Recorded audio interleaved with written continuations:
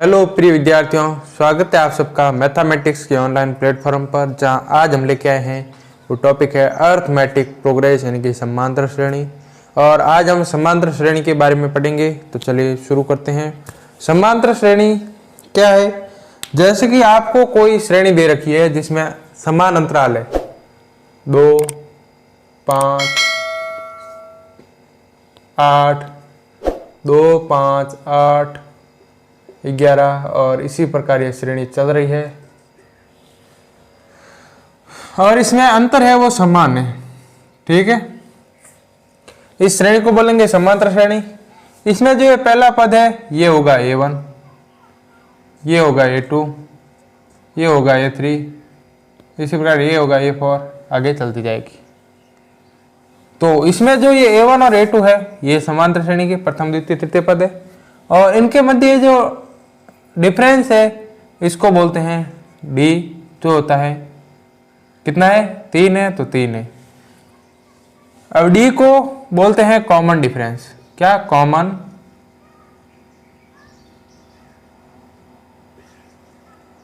Difference. ये D जो होता है कॉमन डिफरेंस,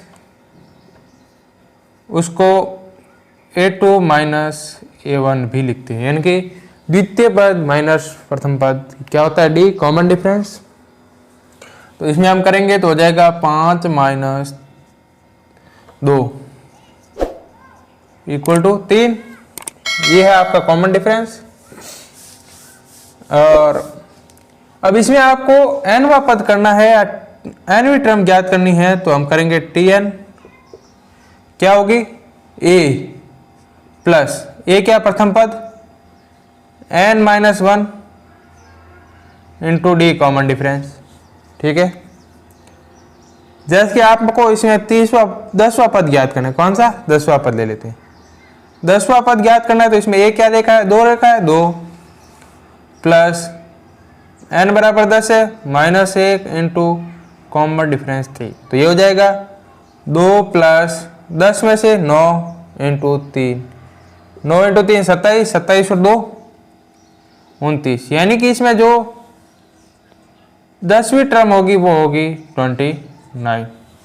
ठीक है, अब आपको इसमें सम पूछ ले कि n टर्म का सम ज्ञात करना है, तो sum of n term equal to n/2। जितने टर्म का आपको सम ज्ञात करना है उसके बट्टे में 2 कर दो और A2A plus n minus 1 into D.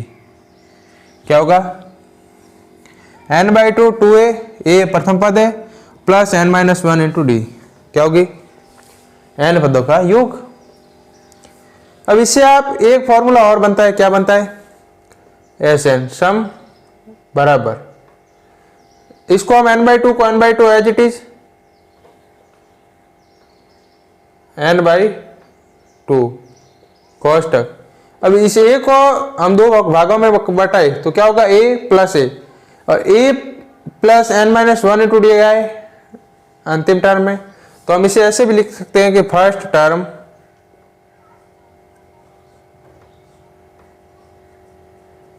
Minus last term, ये बन गया आपका। ठीक है, अब अगर आपको पदों की संख्या ज्ञात करनी है, जैसे कि ये श्रेणी दे रखी है और आपको इसमें पदों की संख्या ज्ञात करनी है। क्या है? 2, 4, 6, 8 इसी प्रकार चल रही है और 100 पद। लास्ट पद आपको 100 दे रखा है और प्रथम पद 2 है और आपको पूछ ले कि इसमें टर्म कितनी है, यानी कि टर्म n ज्ञात करनी है, n का मान ज्ञात करना है। तो इसको आप कैसे कर सकते हो कि वो इसी से बना है। क्या होगा कि लास्ट टर्म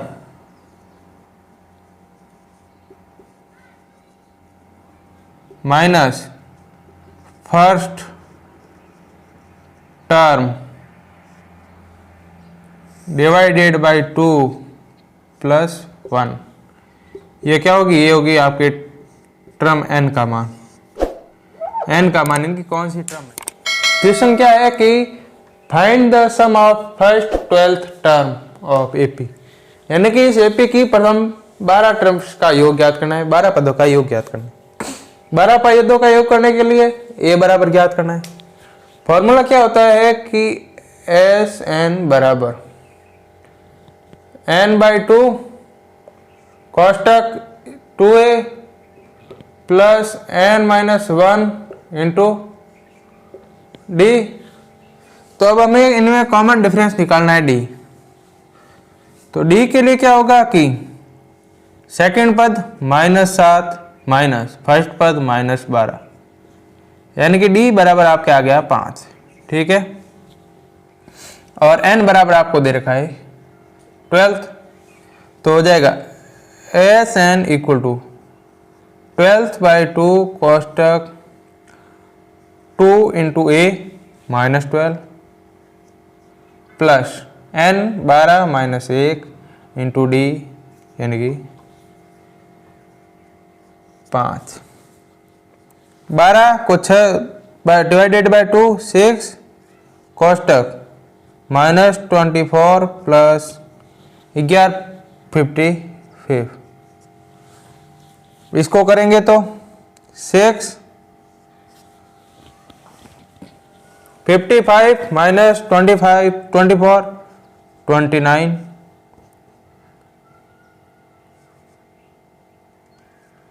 174, यानी कि आपकी जो S12 टर्म होगी वो होगी ये। तो अगला क्वेश्चन क्या है कि आपको find the sum of 100 term, यानी कि 100 पदों का योग ज्ञात करना है। जो एपी दे रखी है 1 5 7 10 13 और 15, इसमें आप देखोगे तो कोई एपी नहीं बनेगी।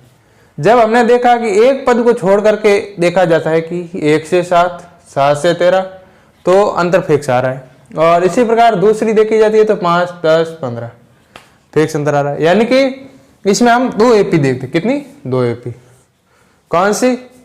1 7 13 और इसी प्रकार दूसरी एपी है वो है 5 10 15 इसी प्रकार।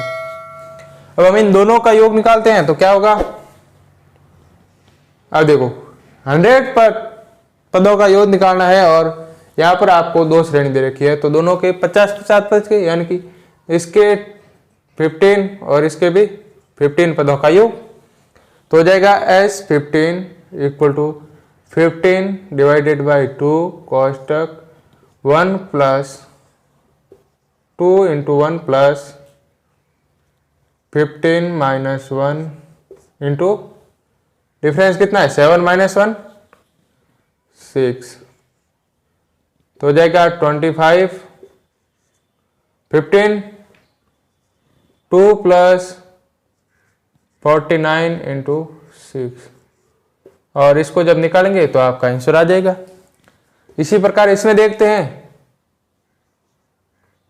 15 बराबर 15 डिवाइडेड बाई 2 कोष्टक 2 इंटू 5 प्लस 15 माइनस 1 49 इंटू 5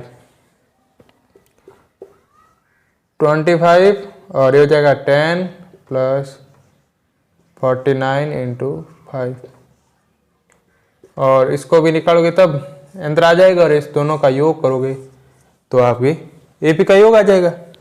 अब हम यहाँ पर दूसरा देखें तो क्या हो रहा है कि इन 2 पदों को जोड़ा तो आपका नया पद आ गया 6, इन 2 को जोड़ा तो आ गया 17, इन 2 को जोड़ा तो आ गया 28, यानी कि हमारे पास एक नई एपी प्राप्त हो गई। हो रही है प्राप्त, देखो 11 11 11 का अंतर से चल रहा है, यानी कि डी बराबर 11 पर आपकी एक नई एपी बन जाती है। अब इसमें 2 पदों का योग करने पर बन रही है, मतलब जो पद है उनका आधा हो जाएगा, यानी कि आपको T15 नई एपी का T15 के 50 पदों तक योग करना है। तो वही S15 equal to 15 divided by 2 कोष्टक 2 मल्टीप्लाई बाई 6 प्लस 15 माइनस 1 और इंटू हो जाएगा 11। 15 डिवाइडेड बाई 2 25। 12 plus 49 into 11। अब आपको इसका योग करोगे तो भी आपका आंसर आ जाएगा, सेम इसका और इसका। अब यहां पर इसमें मैं थोड़ा सा आपको डिफरेंट कर लेता हूं कि यहां पर 100 की जगह 11 हो जाए, 11 हो जाए। तो आप देखो कि 11 है, 101 हो गया है। पहली एपी का पहला पद 1 है, दूसरा पद 7 है, तीसरा पद 13 है।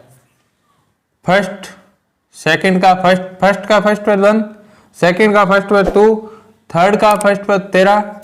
इसी प्रकार आगे चलेंगे तो 100 पूरे होंगे, 100 तो जोड़े पूरे पड़ेंगे और 101वां जोड़ा होगा वो किसका होगा, फर्स्ट एपी का होगा, इसका। तो आप क्या करोगे, T51 ज्ञात कर लो इससे। T51 क्या होगा,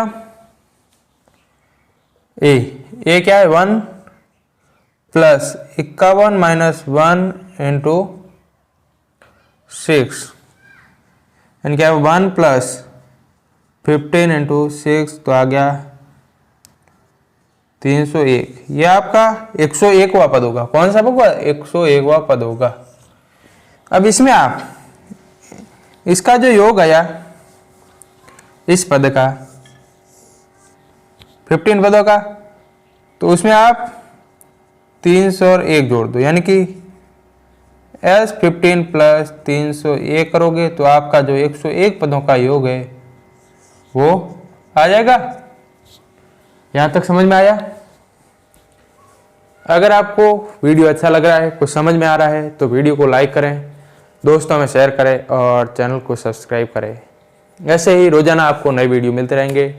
अगली क्लास में हम इससे आगे कुछ और पैटर्न देखेंगे। धन्यवाद, थैंक यू।